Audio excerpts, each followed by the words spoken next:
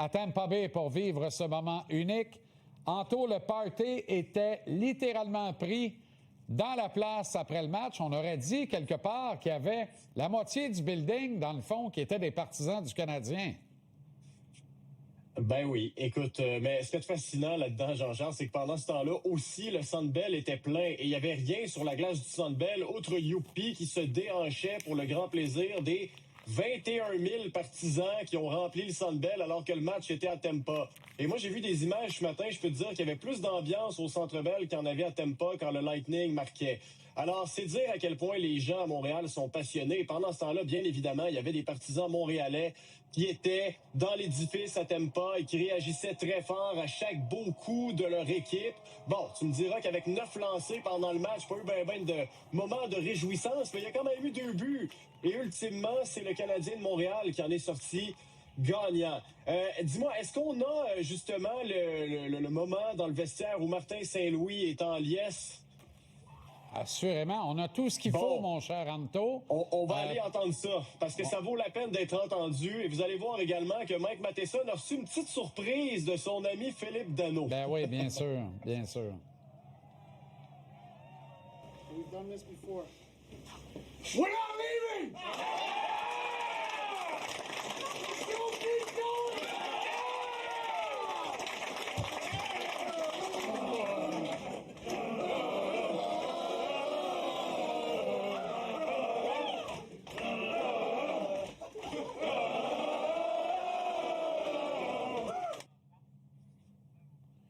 Incroyable. Martin Saint-Louis qui a confessé se détendre en écoutant Seinfeld récemment. Vraisemblablement, il écoute aussi The Wolf of Wall Street.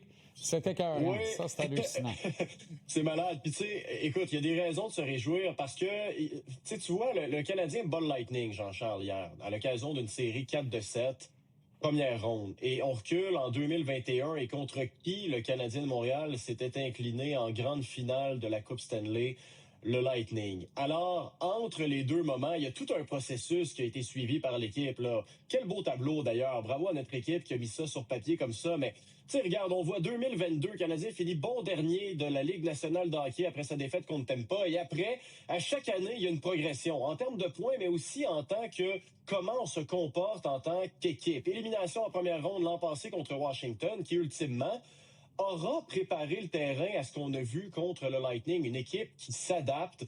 Et on n'a pas le choix de donner du crédit à ce qui a été fait au repêchage. Tu sais, j'entends souvent des gens dire « Ah, le repêchage, tu sais. » Ben, on regarde ça et qui ont été les principaux artisans de cette reconstruction-là?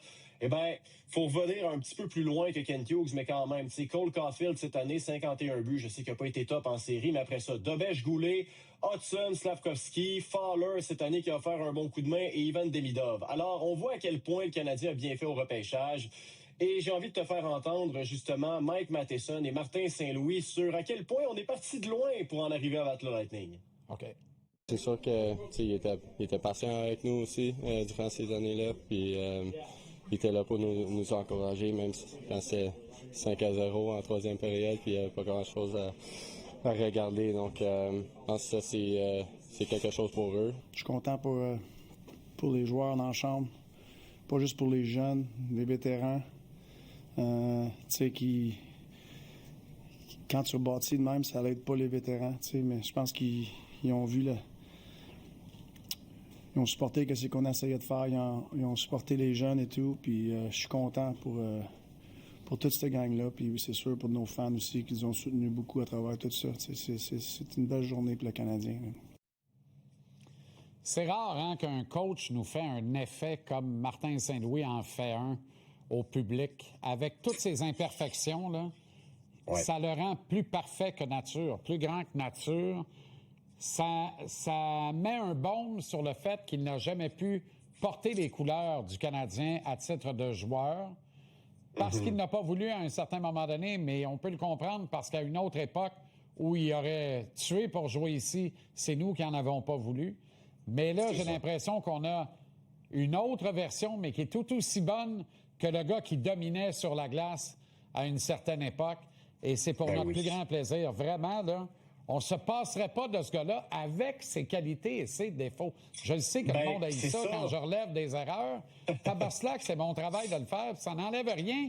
Je l'aime probablement plus que tout le monde qui me critique de le critiquer réuni parce que je l'aime d'amour pour vrai. C'est extraordinaire ce que ce gars-là nous procure dans le cœur.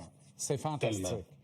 Nick Suzuki, lui, est en train de se forger une réputation en acier trempé aux quatre coins de la Ligue nationale.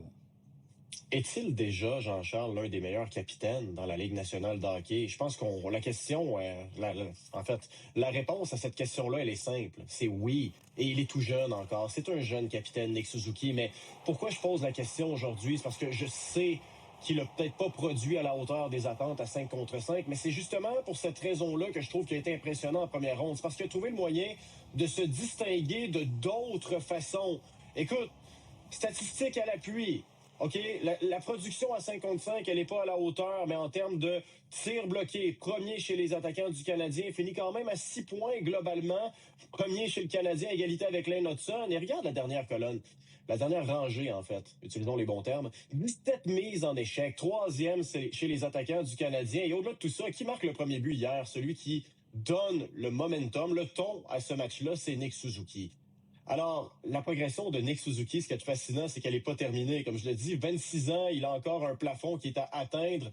Et l'entraîneur Martin Saint-Louis a vraiment pas hésité à lui lancer des fleurs hier après le match. I feel like players like Suzy, I think they just adapt and evolve. They learn from the previous game. They understand how the other team plays, and they just I felt he was better and better at finding pockets. And, defensively, I felt like he competed so hard. Sensationnel, Nick Suzuki. Et c'est lui qui bloque le dernier lancer de la série, d'ailleurs. Mais effectivement, ça va en prendre plus en termes de production, mais on ne peut pas en demander plus en termes d'engagement. Et on l'a vu, là, il n'a pas commencé la série en même temps que tout le monde. Mais quand il l'a commencé pour vrai, sur les chapeaux de roue, et ça s'est mis à bien aller. Et curieusement, c'est quand on l'a supporté de Josh Anderson. Et il faudra voir faut recommencer avec ça. Moi, je pense qu'il faut recommencer avec ça. En tout respect, là, Caulfield, Suzuki, Anderson, puis on a vu que Demidov était meilleur avec Slavkovski aussi. Mais ça, c'est juste moi. Aucun doute. Aucun doute. OK, Anto, excellente soirée. Voyages-tu vers Buffalo? Pas ce soir, parce que le Canadien s'entraîne à Tampa demain. On a décrété journée de congé aujourd'hui et périple allongé en sol floridien.